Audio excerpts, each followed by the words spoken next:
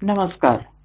श्रीमद् भागवत गीता और जिंदगी, प्रस्तुति 56, अध्याय सेकंड, निरंतर अभ्यास, श्लोक संख्या 50। समत्व बुद्धि से युक्त मनुष्य इसी लोक में पाप और पुण्य दोनों का त्याग देता है, अर्थात उनसे मुक्त हो जाता है। इसलिए तू योग के लिए ही प्रयत्न कर। यह योग ही कर्मों में कुशलता है, अर्थात कर्म के बंधन से छूटने का उपाय है। हम समत्व बुद्धि रूप को मानव स्वभाव के विपरीत तो नहीं कह सकते, पर इतना अवश्य है कि सांसारिक बंधनों में बंधे मनुष्य के मस्तिष्क में लोभ, मोह, अहंकार और स्वार्थ का पलड़ा हमेशा भारी रहता है, जिसे बलपूर्वक हटाना तो बहुत ही कठिन है। श्री रामानुजा जी के विचारों के आधार पर एस राघवाचार्य जी ने लिखा है, If the mind is offered to God, impurities are removed. Desires and aversions do not pervert and strengthen the senses. When such purified and subdued senses function in relation to the objects, they put them down as it were by neglect and do not become the slaves of the objects. The man who follows this path will have his mind under control and will attain peace and clarity of intellect. Such clarity of intellect puts an end to worldly cares and sorrows born of confusion, and in that clear intellect, the understanding of the self established itself readily. Arjun Kurukshetra के मैदान में अपने ही विचारों के बीच उलझता जा रहा है। उसे ऐसा प्रतीत हो रहा है कि जो वह सोच रहा है वही उचित है। ना तो उसे अपने स्वजनों का संहार करना है और ना ही उसे राजपाट का कोई लोभ है।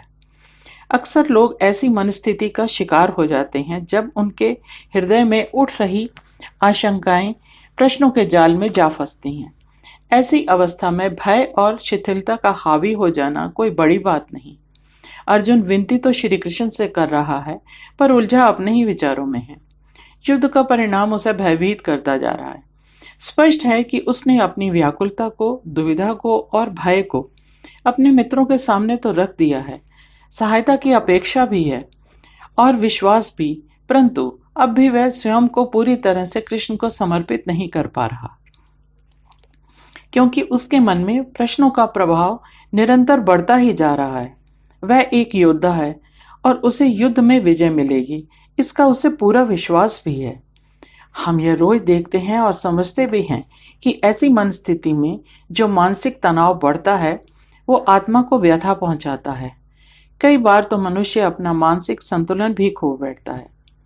जब मनुष्य की सोच में शंकाएं अपना स्थान बना लेती हैं तो वह कर्म से पहले ही कर्म फल की सोचने लगता है। एक कर्म योगी को अपने मन में ऐसे विचार लाने नहीं चाहिए।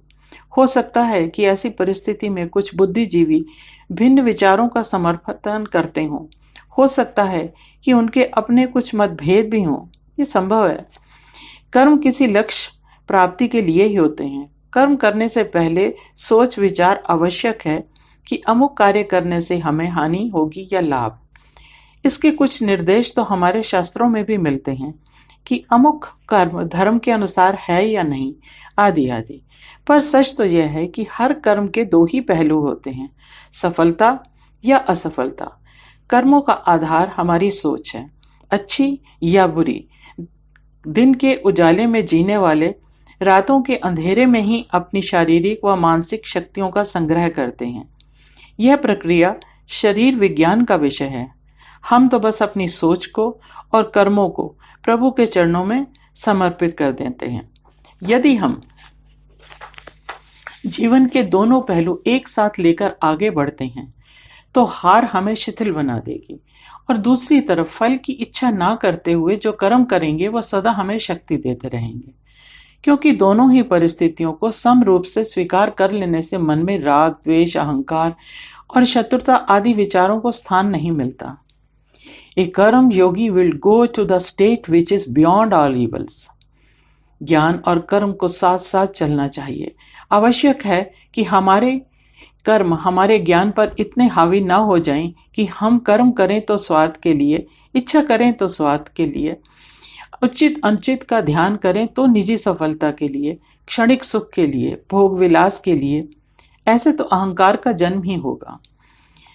हमारा ज्ञान हमें उचित कर्मों के लिए प्रेरित करे और हमारे कर्म सर्वजन हिताय हो, यह सामाजिक व्यवस्था के लिए आवश्यक है। सांख्य योग के श्लोक संख्या 58 में लिखा गया है, विवेक और अविवेक चित्त के धर्म हैं। उसमें जब तक अविवेक विद्यमान है तब तक उसमें ज्ञान का उदय कहा जाना केवल कहने के लिए ही है, उसे यथार्थ ज्ञान नहीं कहा जा सकता।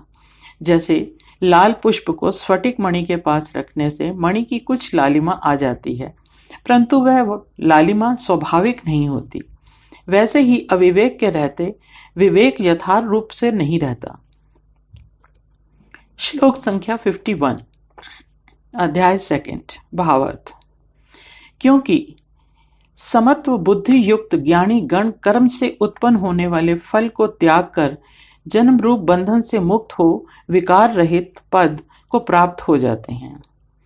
निरंतर अभ्यास, अच्छी सोच का, परोपकार का, बंधुत्व का, पारिवारिक संबंधों को उचित मान सम्मान देने का, ज्ञान अर्जित करने का, इस बारे में मैं कहना चाहूंगी कि अभ्यास का साधन कोई भी हो, आज के परिवेश में यदि हम ज्ञान की बात करते हैं तो अधिकतर लोग स्वयं कोई प्रयत्न कर अपने विचारों को या कर्मों को नहीं सुधारते, ना ही परिस्थितियों से कुछ सीखकर या इतिहास के पृष्ठों पर दृष्टि डालकर कुछ सीखने समझने का प्रयास करते हैं। बस गूगल पर अपने प्रश्न का उत्तर ढूंढकर आगे बढ़ जाते हैं। ये ज्ञान शाश्वत नहीं है, इससे अनुभव प्राप्त नहीं होता, ना ही ज्ञान की वृद्धि होती है, ना ही इससे स्वयं का या दूसरे का पथ प्रदर्शन होता है। और कभी कभी सच और झूठ इस तरह से मिला दिए जाते हैं कि कर्म एक छलावा मात्र बनकर रह जाते हैं, अपने लिए भी और दूसरों के लिए भी। इससे भौतिकता और विलासता तो बढ़ सकती है, पर ज्ञान नहीं। विचारों में स्थिरता का प्रश्न हो या फिर प्रभु के नाम जप करने का। कहने का तात्पर्य यह है कि निरंतर अभ्यास करते रहने से ही मन की एकाग्रता बढ़ती है और लक्ष्य की प्राप्ति भी हो सकती है। अंतःकरण की शुद्धि कर्म योग से ही होती है। कर्म नदी की अविरल धारा के समान होते हैं। यहाँ एक बात का ध्यान रखना बहुत जरूरी है कि हम किस तरह के कर्म में रत हैं, दिनचर्या के या जीविकोपार्जन करने के कर्म। पर ये कर्म तो नियमबद्ध हैं। कुछ शरीर के धर्म हैं जो सभी जीवधारी करते हैं, जैसे उदर पोषण और प्रजनन आदि हैं, जिन्हें हम शरीर के द्वारा किए गए कर्म कह सकते हैं। पर इस धरती पर मानव जाति एक विशेष बुद्धि को लेकर विकसित हुई है। विकास की इस प्रक्रिया में हम स्वार्थी बनकर आगे नहीं बढ़ सकते, क्योंकि हमारे द्वारा किए गए कर्मों का प्रभाव पूरे समाज पर तो क्या, पूरे विश्व को भी प्रभावित कर देता है। मानव रूपी जीव मात्र में ही नरक स्वर्ग की व्यवस्था की गई है, जिसे हम कर्मों का रंगमंच कह सकते हैं। यहाँ पर मंच के कलाकार को वो ही सब कुछ करने को कहा जा सकता है जिससे दर्शकों को भी अच्छे कर्म करने की प्रेरणा मिले। विशेष परिस्थितियों में कुछ कलाकारों की भूमिका से सामाजिक जीवन को कुछ धर्मानुसार और या नियमानुसार चलने की प्रेरणा मिलती है। ऐसे में एक कलाकार को सभी के उत्थान के बारे में ही सोचना चाहिए। अधिक शंकाएं, अधिक प्रश्न या अधिक मोह कर्तव्य में बाधा बन सकते हैं। यहाँ कुरुक्षेत्र में भी प्रश्न यही था कि अर्जुन को यदि उचित ज्ञान प्राप्त हो जाता है और वह देश काल और परिस्थिति के अनुसार अपने कर्तव्य का पालन करने को उद्यत हो जाता है, तो यह समझना चाहिए कि उसने कर्म फल की चिंता का त्याग कर दिया है। इसे ही मुक्ति का मार्ग कहा गया है। मुक्ति मृत्युपरांत मिले यह आवश्यक तो नहीं। यदि मन से व्यर्थ की शंकाओं, लोभ एवं अहंकार की धुंध को हटा दिया जाए तो मनुष्य जीते जी भी मुक्ति को प्राप्त कर सकता है। यह बहुत ही गहरा विषय है। मात्र 2 पंक्तियों में इसकी व्याख्या नहीं की जा सकती, ना ही इसे समझा जा सकता है। इसके लिए स्वाध्याय की बहुत आवश्यकता है। यह चर्चा आगे जारी रहेगी। धन्यवाद। नीरा भसीन।